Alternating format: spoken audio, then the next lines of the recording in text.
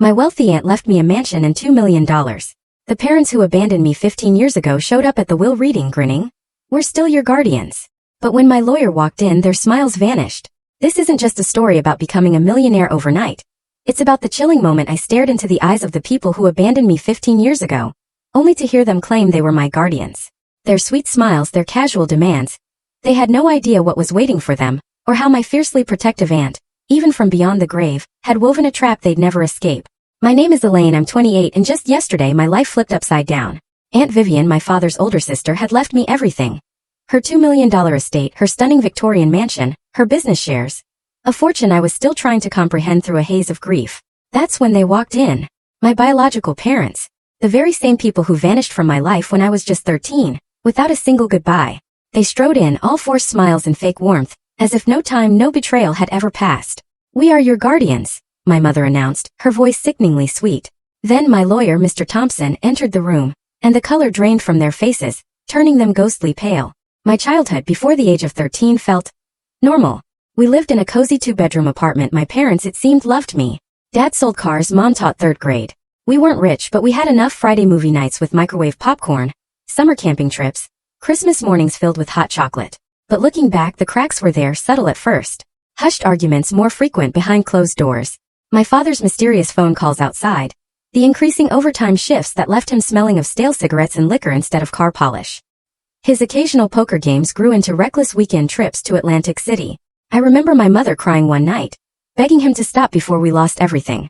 He promised he would, but promises to my father were like loose change, easily spent, quickly forgotten. My mother changed too. Her bright smiles faded. She called in sick more often, spent days in bed with the curtains drawn. The fridge emptied, and if I asked about groceries, she'd snap at me to make do. Some days she'd just stare at me. A strange, haunted look in her eyes, as if trying to memorize my face before breaking into tears and locking herself in the bathroom. I tried to be perfect. I kept my grades up, cleaned without being asked, never complained about my threadbare clothes. I genuinely believed if I could just be good enough, everything would snap back to normal. The day they left is carved into my memory with painful clarity. It was a Tuesday in October, unusually cold. I woke up late because Mom hadn't come to wake me. The apartment was too quiet, too empty. Their bedroom door was open, which was odd. Their closets gaped, half empty. On the kitchen counter, a single page in my mother's handwriting. "Elaine, we cannot do this anymore. Your Aunt Vivien will take care of you. We are sorry." Just like that. 13 years of my life reduced to 16 brutal words. I called my mother's cell phone repeatedly, each unanswered ring tightening the knot in my chest. My father's number was already disconnected. I searched frantically for address books, emergency contacts, anything to make sense of the void they'd left. I'd only met Aunt Vivien twice. She was my father's stern, unmarried older sister, a businesswoman from another state, who my parents always said disapproved of their lifestyle. I had no way to reach her, no idea if she even knew. I spent that night alone, terrified. What if I ended up in foster care? What if my parents came back and I was gone? I survived on cereal, crying myself to sleep on the living room couch, glued to the phone. The next day, our landlord knocked, demanding overdue rent. On the 3rd day, I finally called my school counselor, who immediately involved Child Protective Services.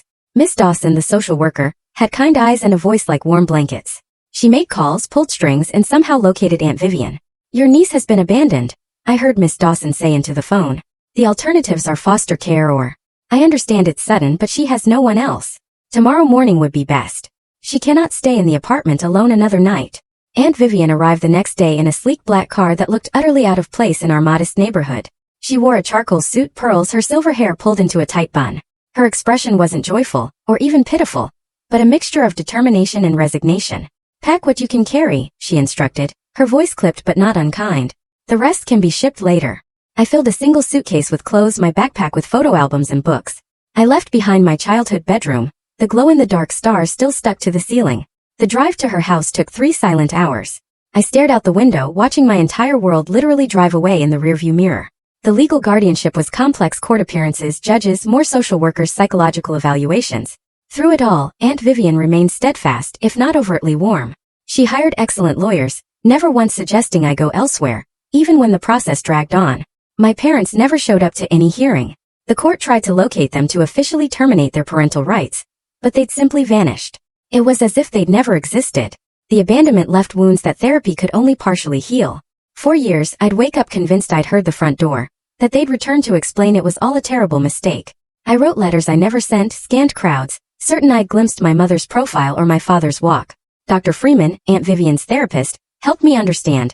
Adults make adult decisions based on adult problems. Children blame themselves because it gives them a sense of control. If it was your fault, you could fix it. But this was never yours to fix, Elaine. Logical words that my heart refused to accept for years. Slowly, the desperate searching faded. By 18, I stopped looking back when someone called my name. By 20, I stopped drafting imaginary reunion conversations. By 25, I accepted the parents I knew were gone forever. Through it all, Aunt Vivien remained. Not warm, not affectionate, but a rock. She never broke a promise, never missed an appointment, always provided what I needed. It was a different kind of love than what I'd lost, but it was profoundly real. Moving into her Victorian mansion was like being transplanted to a foreign country. My bedroom was bigger than our entire old apartment, with velvet curtains and a 4-poster bed. The rules were numerous and strictly enforced. Breakfast at 7 sharp, beds made, no shoes on hardwood floors, an hour of piano practice daily, homework at the desk, not on beds. Dinner conversation had to include a current event and a personal achievement. No TV on weeknights. I broke every rule in the first month, testing boundaries, perhaps hoping to be sent away before I could be abandoned again. But Aunt Vivien never threatened to get rid of me. Instead, each infraction came with logical consequences. Late to breakfast, no breakfast. Incomplete homework, canceled weekend plans. Behind her rigid exterior, however, I occasionally glimpsed something unexpected. Like when she found me crying over a photo of my parents on their wedding day. Instead of scolding me, she silently handed me a handkerchief and sat beside me until the tears stopped. Or when I failed a math test despite hours of studying, and she hired a tutor rather than criticizing my intelligence. Aunt Vivien had built her fortune from a small inheritance, turning a single housewares store into a chain of 30 upscale boutiques. She worked long hours but always returned for dinner, often bringing work home. On weekends, she'd take me to business meetings. Watch how people negotiate, she'd instruct. Notice who speaks first, who concedes, who maintains eye contact. Business is human psychology applied to commerce. Education was paramount. When the local public school proved inadequate, she enrolled me in Westfield Academy, a private school with high expectations. I struggled initially, feeling out of place among students from wealthy families. There were nights I wanted to give up, convinced I'd never belong. But Aunt Vivien wouldn't accept surrender. Your circumstances change through no action of your own, she told me one night as I sobbed over geometry proofs. But your response to those circumstances is entirely your choice. You can use this opportunity or waste it. The decision is yours, but I warn you, I do not invest in lost causes. It wasn't the warm comfort I craved, but her blunt pragmatism somehow steadied me.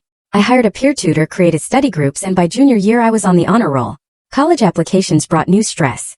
I wanted to attend a state university with my friends, but Aunt Vivien pushed for more prestigious schools. Your friends are not thinking of their futures, she said. They are thinking of continuing their social lives. You need to think strategically about building your career. Our biggest argument erupted. I accused her of trying to control my life. She countered that I was squandering potential. I never asked to be your project, I shouted. And I never asked to be your guardian, she replied coolly. Yet here we are. I am trying to give you options your parents never had. That silenced me. In the quiet that followed, she did something unprecedented. She told me about my father's childhood. Your father was brilliant, she said softly. He could solve complex math problems in his head, but our parents could not afford college. He worked at the gas station instead while I got the scholarship. He resented that for years. Your mother was the same, bright, but limited by circumstances. I am trying to break that cycle for you. It was the first time she had spoken of my parents without judgment, and it gave me a window into their lives, helping me understand her seemingly cold determination. I applied to 7 schools, accepted at 5, eventually choosing Northwestern University to study business and marketing. Aunt Vivien paid the substantial tuition without complaint.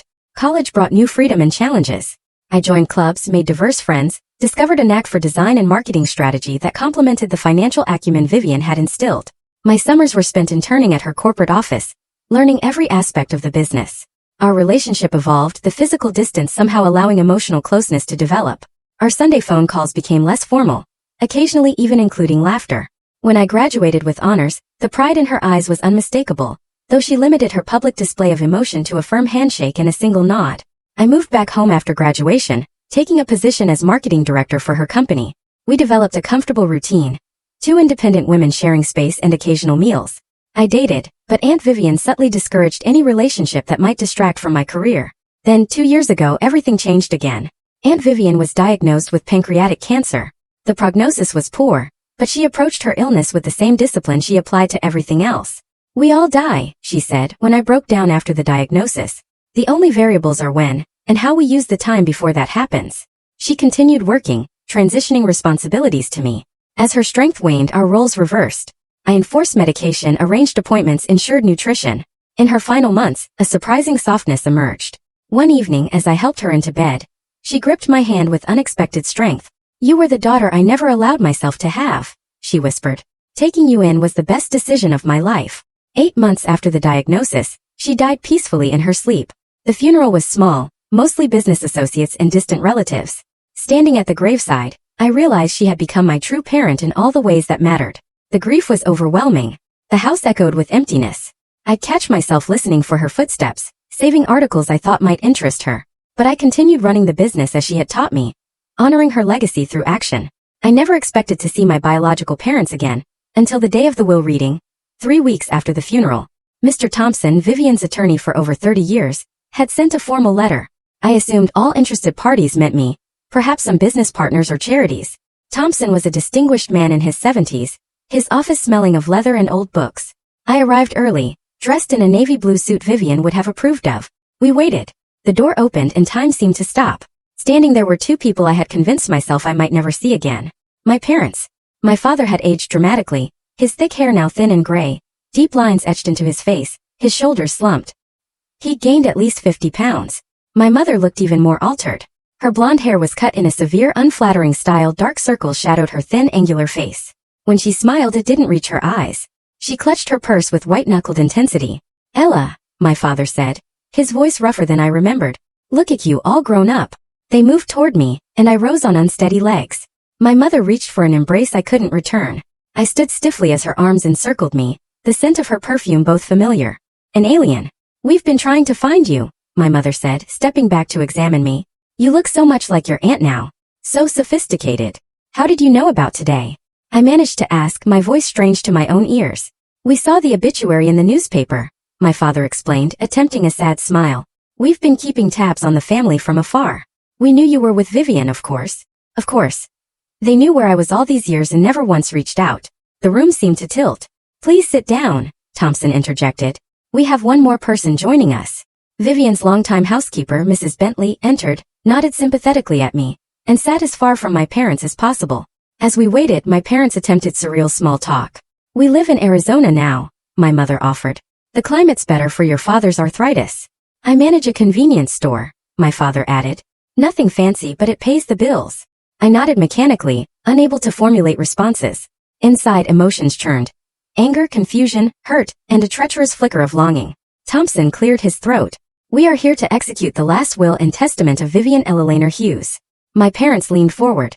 An almost imperceptible movement that suddenly made their presence crystal clear. They hadn't come for closure. They had come for money. "To my niece Elaine Margaret Winters," Thompson read formally. "I leave the entirety of my estate, including the property at 347 Lakeview Drive, all its contents and the surrounding 2 acres of land, my full ownership share of Hughes Home Collections, valued at approximately $12 million, all bank accounts, investment portfolios, and retirement funds totaling approximately $2 million in liquid assets. My personal effects, including jewelry, artwork, and automobiles, and all intellectual property related to my business ventures." The room fell silent. I had expected something, but the sheer scope was overwhelming. Aunt Vivien had been wealthy, but I hadn't realized how substantial her estate truly was. My father coughed lightly. "Excuse me, Mr. Thompson. Is there anything else?" Thompson looked at him over his glasses. "There are some smaller bequests to longtime employees," he said, nodding toward Mrs. Bentley, "and detailed instructions regarding charitable donations to be made annually from the business profits. But the bulk of the estate passes to Elaine, as I have stated." My mother's smile tightened.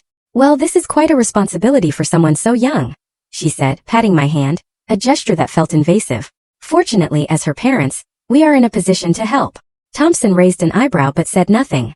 "Legally speaking," my father added with forced casualness, "since Elaine was a minor when Vivien took her in, and there was never any formal termination of our parental rights, we remain her legal guardians. We would be happy to assist with managing these assets until Elaine has more life experience." The panic that shot through me was visceral and immediate. After 15 years of silence, they wanted to control my inheritance. I opened my mouth to object, but Thompson spoke first. "I believe there is some confusion about the legal status here," he said calmly. "Perhaps we should continue this discussion tomorrow, when I can have all the relevant documentation prepared. Shall we say 2 o'clock?" My parents exchanged a quick glance and my father nodded. That would be fine. We are staying at the Westmont Hotel downtown. We could meet for lunch before that, Elaine, to catch up properly. Before I could respond, Thompson stood. If you will excuse us, I need a few moments with Elaine to discuss some confidential matters related to her immediate responsibilities. My parents hesitated, clearly reluctant to leave without securing their position. We'll see you tomorrow then, sweetheart, my mother said. Again reaching for an embrace I couldn't reciprocate. We have so much to talk about. As they collected their coats, my father handed me a business card with their cell phone numbers handwritten on the back. Call anytime, he said. Day or night. We have 15 years to make up for. The door had barely closed behind them when I collapsed back into my chair, hands shaking. They can't really have any legal claim, can they? I asked Thompson. The attorney's expression was grim. I think you should prepare yourself for a difficult conversation tomorrow, he said. Your aunt anticipated this possibility, but I need time to organize her contingency plans. Mrs. Bentley approached before leaving, squeezing my shoulder gently. Your aunt was a wise woman, she said quietly. Trust that she would never leave you unprotected. I left the office in a daze, ignoring 3 calls from my mother before I even reached my car. The childhood fantasy of my parents' return had finally come true. But instead of joy, all I felt was dread. Despite my better judgment, I agreed to meet them for dinner that evening. Thompson had advised waiting, but a part of me needed answers only they could provide. I chose a public upscale Italian restaurant. They were already seated, my father pulling out my chair with exaggerated courtesy. My mother had fresh makeup and styled hair, looking more like the woman in my memories. We ordered a bottle of Pinot Noir, my father said. I remember your mother always enjoyed it. I don't drink wine, I replied, requesting water. A small boundary but an important one to establish. I was not the child they had left behind. Awkward small talk dominated the first 20 minutes. They asked about my education, my job, my friends. I gave minimal answers, studying their faces for glimpses of the parents I had once loved. We owe you an explanation, my mother finally said, reaching for my hand across the table. I kept mine firmly around my water glass. What we did was wrong. We know that. We were in a terrible place, my father continued.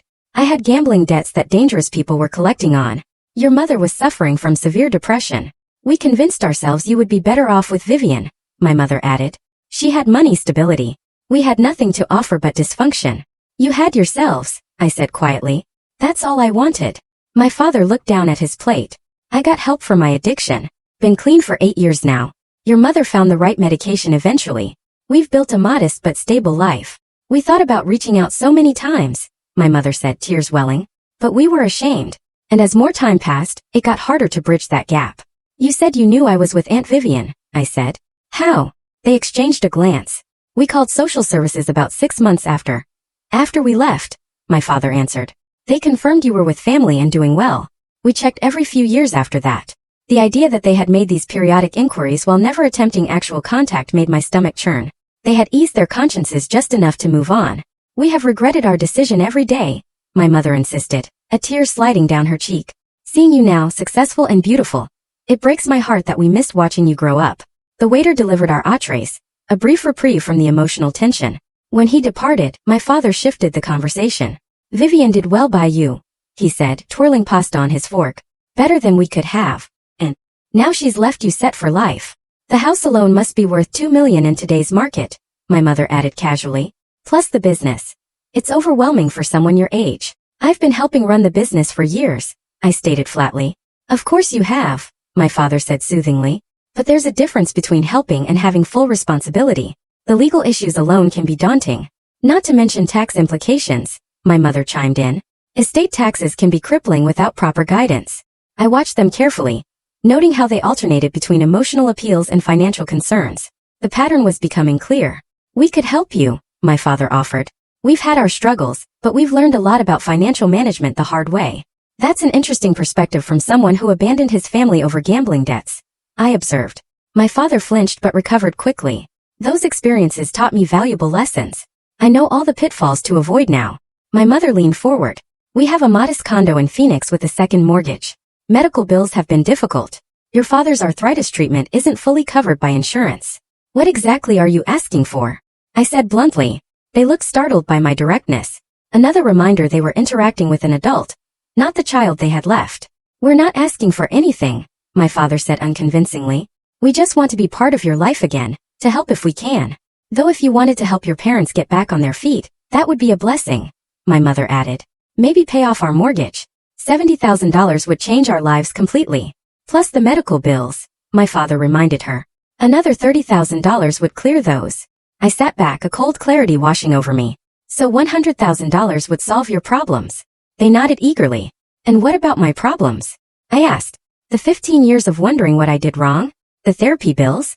The nightmares? What's the price tag for those? My mother's tears flowed freely now. We know money can't fix the emotional damage. We just want a chance to be a family again.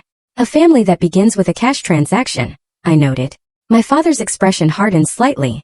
You have to understand our position. We made a terrible mistake. Yes, but Vivien was my sister. That fortune came from our family originally. Our parents left her the seed money to start her business while I got nothing. So you feel entitled to it? I clarified. Not entitled, he backpedaled. Just included. We are your parents, Elaine. Blood means something. I thought of Aunt Vivien, who had shown me through actions, not words, what real parental love looked like. Yes, I agreed. Blood means something. But actions mean more. The rest of the dinner swung between emotional manipulation and financial hints. By dessert, they had mentioned several other debts and suggested I might want to add them to my team at the company with generous salaries. As we parted outside, my mother hugged me again, whispering, "Think about what family really means, sweetheart. We all make mistakes." I drove home in a fog of confusion. Their story contained elements of truth, but something felt rehearsed, their timing too convenient, their focus on money too immediate. When I arrived home, there was a message on my answering machine from an unfamiliar number. "Miss Winters, this is Sandra Kelly. I worked for your parents 15 years ago at First National Bank. I saw their names in connection with Vivien Hughes's obituary and felt compelled to reach out. Please call me before you make any agreements with them. There are things you should know." Sleep eluded me. I researched guardianship laws until my eyes burned. According to everything I could find, my parents' claims seemed tenuous. I'd been an adult for years. But why had Thompson seemed concerned? What documentation was he gathering? Around 3 a.m., I found myself in Aunt Vivien's study, now mine, searching through her meticulously organized files. In a locked drawer I'd never opened before, I found a folder labeled simply Winters. Inside was a history I'd never known. I arrived at Thompson's office the following day, armed with Vivien's private file and my own sleepless research. My parents were already there, accompanied by a thin man with slicked back hair, who introduced himself as Gerald Hoffman, their attorney. "Just a precaution," my father explained with a tight smile. "Legal matters can get complicated." Thompson greeted them cordially, but without warmth. His assistant brought in a cart loaded with expandable files and a laptop. The atmosphere felt less like a family discussion, and more like preparation for battle. "Before we begin," Thompson said, "I should clarify my role here. I am the executor of Vivien Hughes's estate and her personal attorney for the past 32 years. I also serve as Elaine's attorney through provisions made by Miss Hughes." Hoffman leaned forward. "My clients are concerned about their daughter's sudden inheritance of such substantial assets. As her legal guardians, they have a responsibility to ensure proper management of these resources." Thompson nodded thoughtfully. "That is precisely what I wish to address today. There seems to be some confusion about legal status." He opened the first file. "Let me clarify the history as documented." He removed several official-looking documents. When Elaine came into Vivien's care, temporary guardianship was established through family court. Social services documented multiple attempts to contact you both regarding permanent arrangements. My mother frowned. "We were dealing with serious issues moving frequently." "Indeed," Thompson continued. "After 6 months of failed contact attempts, the court scheduled a hearing regarding permanent guardianship. Notices were sent to your last known addresses and published in appropriate legal journals." My father shifted uncomfortably. "We never received any notices." "Interestingly," Thompson said, "someone did contact the court claiming to represent you." He removed another document. "A man named Louis Barker appeared with signed affidavits allegedly from both of you, consenting to permanent guardianship transfer to Vivien Hughes." My parents exchanged a quick glance that confirmed my suspicions before my father spoke. "We never authorized anyone to represent us. Those signatures must be forgeries." Thompson adjusted his glasses. "Miss Hughes had similar concerns at the time. She hired a private investigator to locate you and confirm your intentions directly." He opened another file containing reports with photographs. The investigator documented Mr. Winters' activities at various casinos in Nevada during this period. He also photographed Mrs. Winters working as a cocktail waitress in the same establishments. When approached about Elaine's situation, you both explicitly confirmed your desire to terminate parental responsibilities. The color drained from my mother's face. My father's jaw tightened. "Furthermore," Thompson continued relentlessly, "the investigator documented a payment of $15,000 from Louise Barker to Mr. Winters the day after those affidavits were signed. That was an unrelated business transaction. My father protested weakly. Thompson ignored the interruption. Miss Hughes continued. Annual investigations to monitor your situations and determine if reconnection would be beneficial for Elaine. I have reports spanning 15 years documenting continued gambling activity, multiple evictions, job terminations, and several incidents involving collection agencies. He turned to another section. Particularly noteworthy are these documented attempts by Mrs. Winters to contact Elaine when she turned 18. He pushed a report toward me. 3 occasions when Mrs. Winters called Vivien's home but hung up without speaking. And this email sent to Elaine's college account, but never opened due to incorrect addressing. I stared at the evidence of these half-hearted attempts at contact, feeling a strange mix of pain and vindication. Most significantly, Thompson said, removing a sealed envelope, Vivien left this letter to be opened in exactly this circumstance. He handed it to me. The envelope bore my name and Aunt Vivien's precise handwriting. Perhaps you would like to read it privately, Thompson suggested. I shook my head and broke the seal, unfolding several pages covered in familiar script. My dearest Elaine, I read aloud, my voice steadier than I expected. If you are reading this, it means I have passed on, and your parents have suddenly reappeared in your life. This is not a coincidence. Over the years, I have documented multiple instances where they attempted to extract money from me, using you as leverage. My mother made a small sound of protest, but I continued reading. 6 months after you came to live with me, your father contacted me demanding $50,000 in exchange for not challenging the guardianship arrangement. I paid it against my better judgment, fearing a custody battle would traumatize you further. He returned 3 years later asking for more, claiming gambling debts had put his life in danger.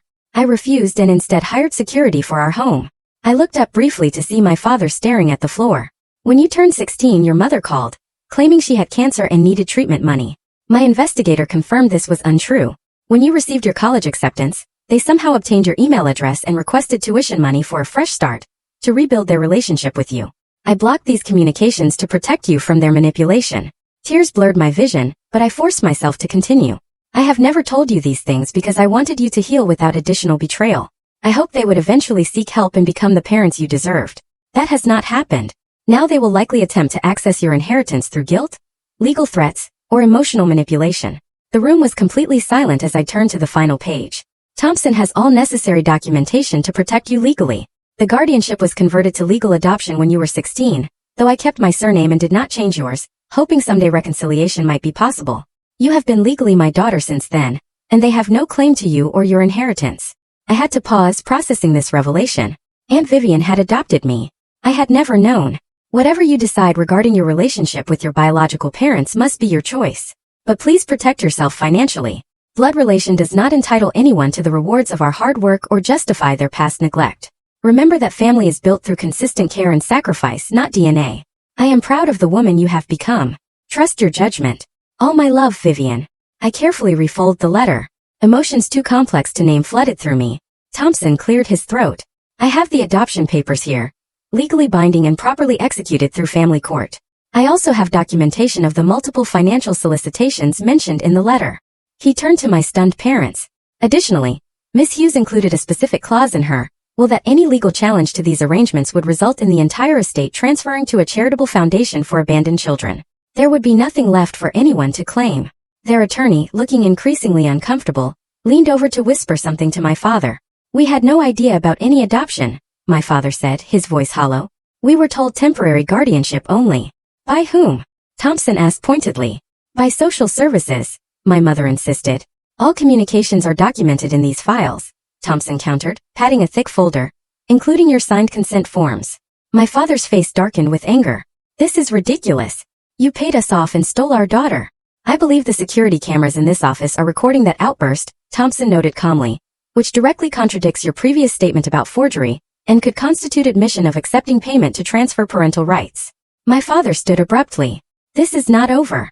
We have rights. Dad. I said the word, feeling strange in my mouth after so many years. I found Vivien's file last night. I know about the other families too. His expression faltered. What other families? The Petersons in Colorado, the Galinskas in Oregon. 3 other families you approached, claiming to be relatives of recently deceased wealthy individuals. It seems abandoning children, and then trying to cash in on their inheritances has been your pattern for quite some time. My mother began to cry in earnest now. That's not true. We made mistakes with you, but we would never. Save it, I interrupted suddenly, exhausted by their performance. Vivien documented everything. She even has recordings of your phone calls demanding money.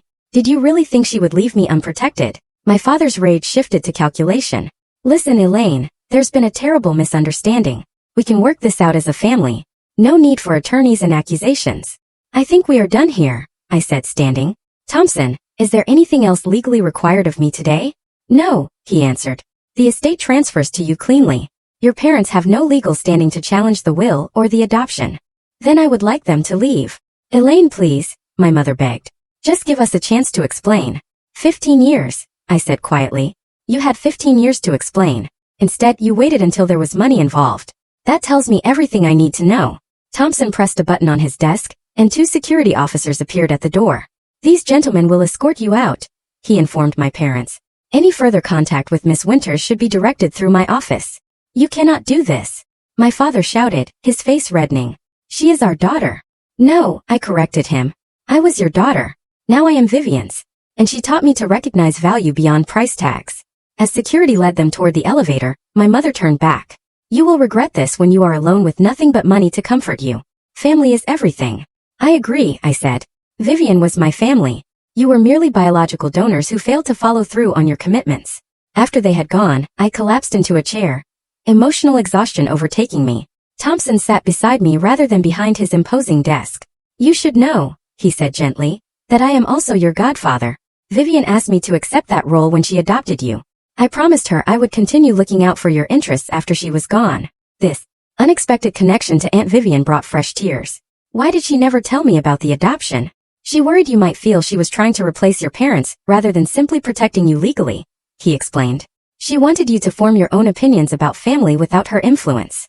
She influenced me more than anyone, I admitted, just by being consistent when no one else was. Thompson nodded. We can file restraining orders if you wish. Given their financial motives and history, a judge would likely approve them. Yes, I decided. I think that would be best.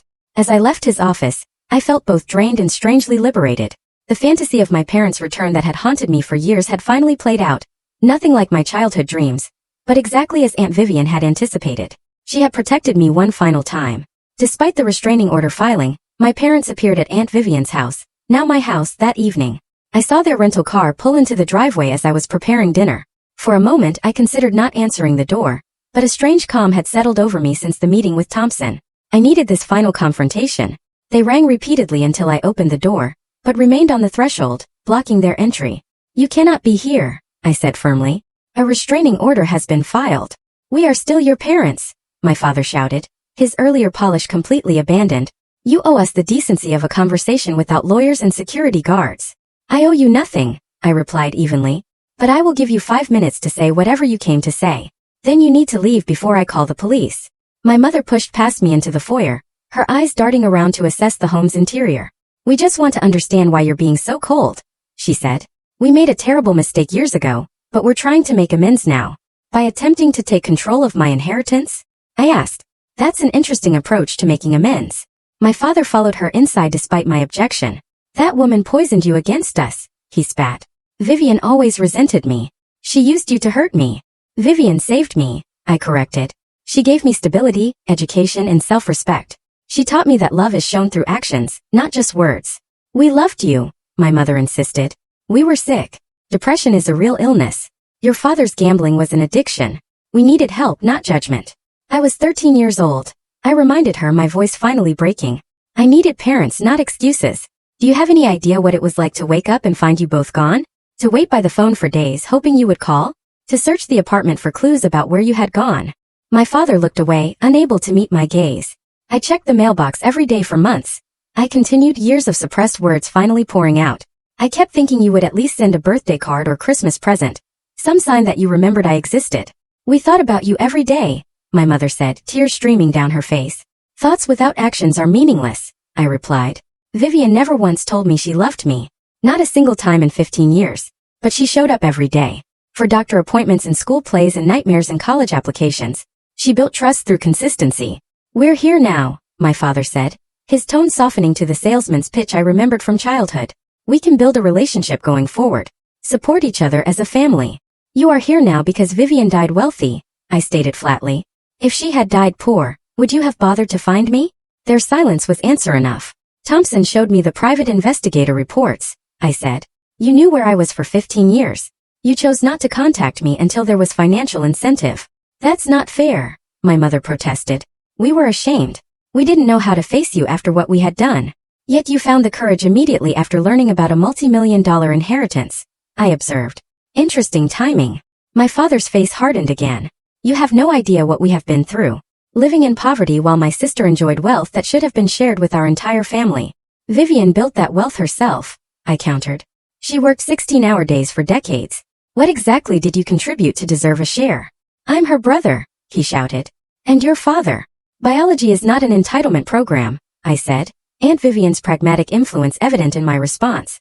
You cannot abandon your responsibilities for 15 years, and then show up expecting rewards. My mother collapsed onto an antique chair, sobbing dramatically. How did you become so heartless? This is not how we raised you. You didn't raise me, I reminded her. You left before the job was done. Vivien finished it. Security lights flashed outside as a patrol car pulled into the driveway. I had asked Thompson to arrange periodic checks. That will be the police, I informed them. You should leave now. This is not over.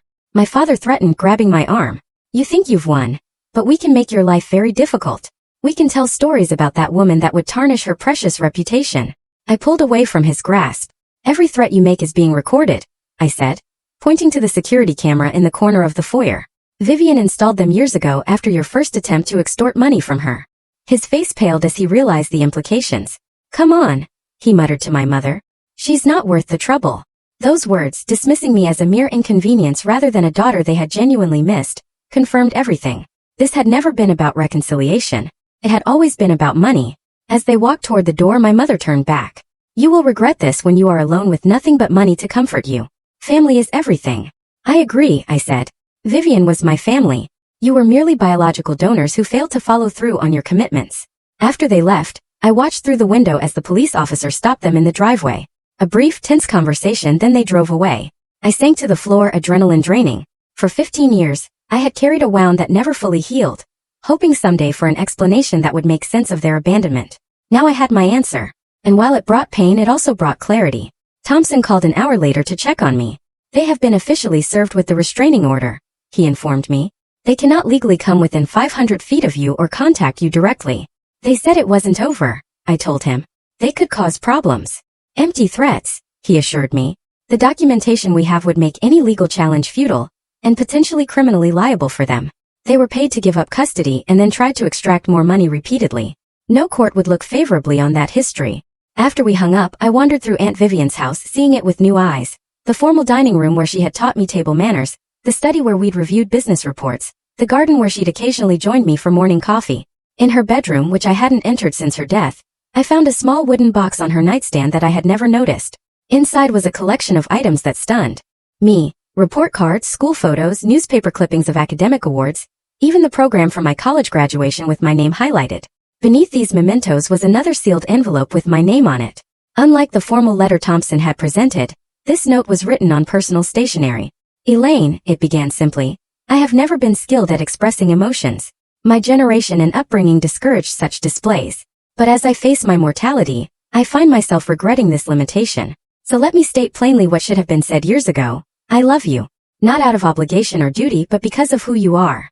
Your resilience, intelligence, and capacity for kindness, despite early betrayal, have been my life's greatest joy to witness. I did not give you life, but watching you live it has been my privilege. The legal adoption papers were signed years ago, not for your protection but for my peace of mind. I wanted the world to know you were my daughter in every way that matters. Be well. Be wise. Be happy. Mom. That final word, never spoken between us in life, broke something open inside me. I wept that night.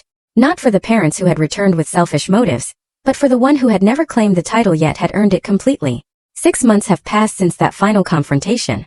According to Thompson, my biological parents returned to Arizona after one unsuccessful attempt to contact a local newspaper with revelations about Aunt Vivien. The editor, a longtime friend of Vivien's, had immediately called Thompson instead. The house feels like mine now. I've repainted some rooms, rearranged furniture, and added touches that reflect my taste while honoring Vivien's elegant sensibilities. The formal dining room now doubles as my home office, with large monitors sitting somewhat incongruously on the antique mahogany table where Vivien once hosted business dinners. The business continues to thrive under my leadership. I've implemented modernization strategies Vivien had resisted, particularly in online marketing and inventory management. Our web presence has expanded significantly, and we've opened 2 new locations. The employees who knew and respected Vivien have transferred that loyalty to me, many expressing that they see her influence in my management style. Perhaps the most meaningful project has been establishing the Vivien Hughes Foundation for Family Reconnection.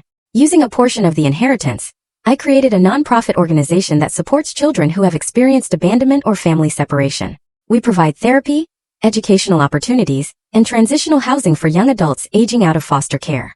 Through the foundation, I've met others with stories similar to mine. Some found reconciliation with their biological families. Others created chosen families from friends and mentors. Each journey is unique, but the common thread is the human need for stable, consistent relationships.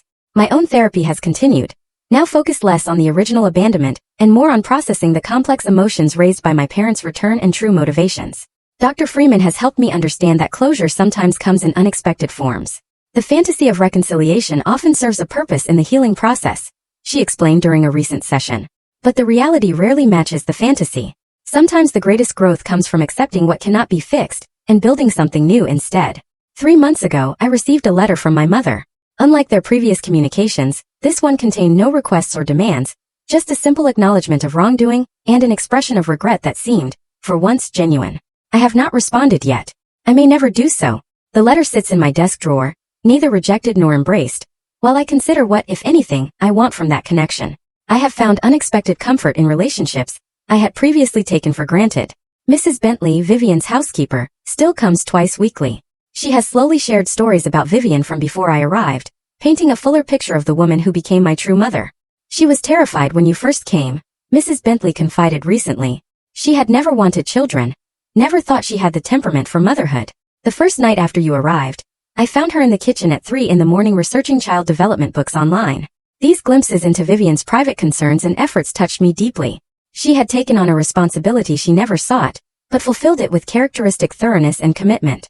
Thompson has become a regular presence in my life as well, joining me for dinner monthly and offering guidance on both business and personal matters. As my godfather, he has embraced a more avuncular role than his previously formal demeanor suggested possible. Vivien would be proud, he told me recently as we reviewed the Foundation's first quarterly report, not just of your business acumen, but of your resilience. She worried constantly that your early experiences would leave you bitter or untrusting. Instead, you have channeled that experience into helping others. I have begun dating again after putting romance aside during Vivien's illness and the subsequent legal complications. Nothing serious yet, but I find myself approaching relationships with clearer boundaries and expectations.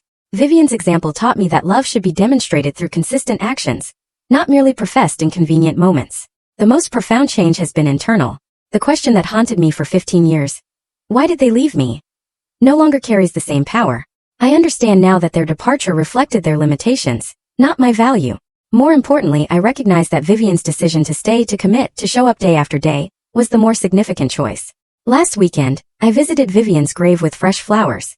The headstone is elegant black granite with simple lettering, exactly as she specified.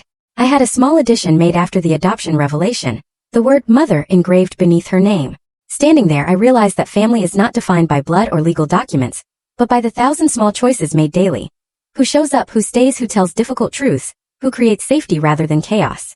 Vivien taught me through example that wealth is not measured solely in financial terms. True abundance comes from integrity, from commitments honored, from trust built slowly and maintained carefully. These are the values I carry forward, her most valuable bequest. The inheritance she left me extended far beyond property and investments. She gave me a model for living with dignity and purpose. She showed me that chosen family can be stronger than biological bonds. And she demonstrated that love need not be frequently spoken to be deeply felt. I will never know if my biological parents truly regret their actions, or simply regret losing access to financial resources. In the end, their motivations matter less than I once thought. What matters is the life I choose to build moving forward, the relationships I nurture, and the legacy I create. Sometimes the family we choose brings more healing than the family we are born into.